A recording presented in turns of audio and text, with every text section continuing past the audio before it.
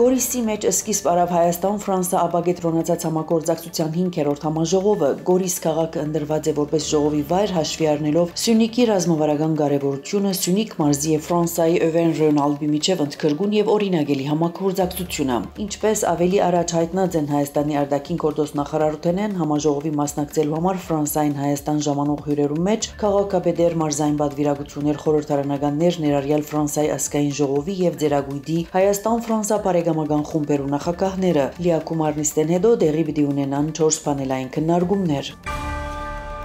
Վարչապետ Նիկոլ Փաշինյան շնորհավորական ուղեր ծղած է Իտալիո Հանրապետության նախարարներու խորհրդի նախագահ Ջորջիա Մելոնիին ազգային տոնին առիթով։ Ուղերձին մեջ ըսված է մեջբերեմ Իտալիան մեզի համար բարեկամ երկիր է եւ կարևոր գործընկեր։ Հայաստան մշտապես առանձնահատուկ նշանակություն տված է Իտալիո հետ բարեկամական գաբերու, հետևողական զարգացման եւ խորացման հիմնված ժողովրդավարական արժեքներու, փոխադարձ շահերու եւ մեր ժողովուրդներուն միջև արգա համակրանքին վրա։ Տեղի ունեցած է Հայաստանի վարչապետ Նիկոլ Փաշինյանի հեռախոսազրույցը Ռուսաստանի նախագահ Վլադիմիր Պուտինին հետ։ Ռուսաստանի նախագահը շնորհավորած է Հայաստանի վարչապետի ծննդյան 50-րդ տարեդարձին առիթով եւ իր բարեմաղթանքները հղած։ Հեռախոսազրույցի ընթացքին քննարկված են նաեւ երկկողմ հարաբերություններուն եւ տարածաշրջանային զարգացումներուն վերաբերող հարցեր։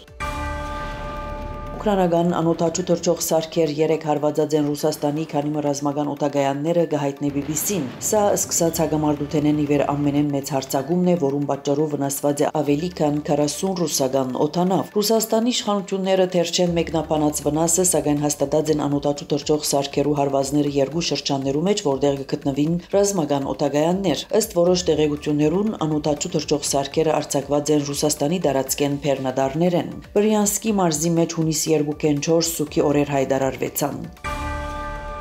Ռուսաստանի նախագահի օգնական Յուրի Ուշակով հայտարարած է, որ առայժմ Վլադիմիր Պուտինի եւ Ամերիկայի նախագահ Դոնալդ Թրամփի հանդիպման վերաբերյալ հստակ պայմանավորվածություններ չկան։ Ըստ անոր, նման հանդիպումը մանրագրգիռ նախապատրաստություն կպահանջի եւ պետք է դառնա լայնածավալ իրադարձություն, որը կբերի լուրջ արդյունքներ կհայտնեն ռուսական լրատվամիջոցները։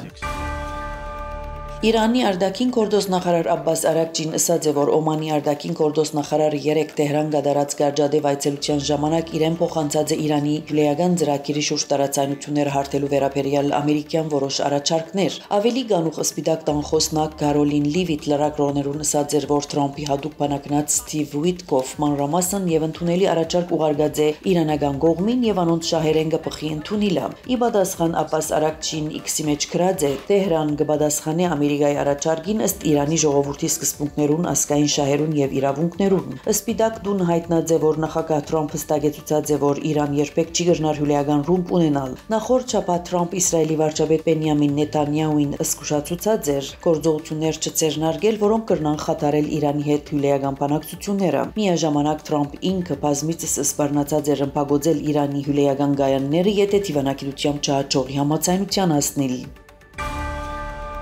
Իսրայել հայտարարած է, որ Պաղեստինյան Համաս շարժումը հրաժարած է Գազայի հատվածին հրատատարի վերաբերյալ Ամերիկայի առաջարկեն, մինչդեռ իսրայելական կողմը համաձայն է այդ ծրագիրին։ Իսրայել պիտի շարունակի գործադրել ջանքեր իր բադանտները վերադարձնելու եւ Համասի նկատմամբ լիակատար հաղթանակի հասնելու համար։ Ավելի գանուխ շարժումը միջնորդներուն փոխանցած էր Գազայի հատվածին հրատատարի վերաբերյալ Ուիտկոֆի առաջարկին իր պատասխանը։ Համաս բանջած է մշտական հիմունքներով թատրեցնել գրագը Գազայի մեջ եւ դուրս բերել Իսրայելի զորքերն ու ապահովել այնտեղ մարդասիրական օգնության մատակարարումը։